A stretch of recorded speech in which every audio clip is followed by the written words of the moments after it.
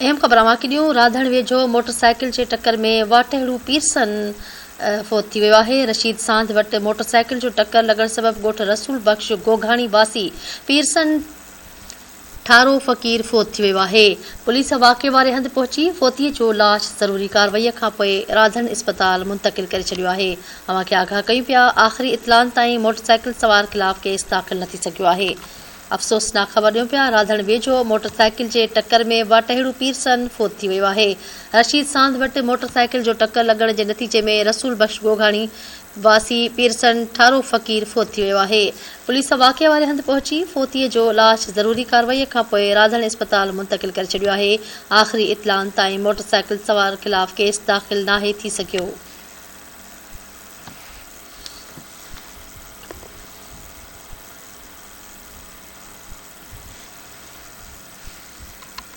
आगाह कयूं पिया, राधण वेझो मोटरसाइकिल जे टक्कर में वाटेड़ू पीरसन फोत थी वियो आहे।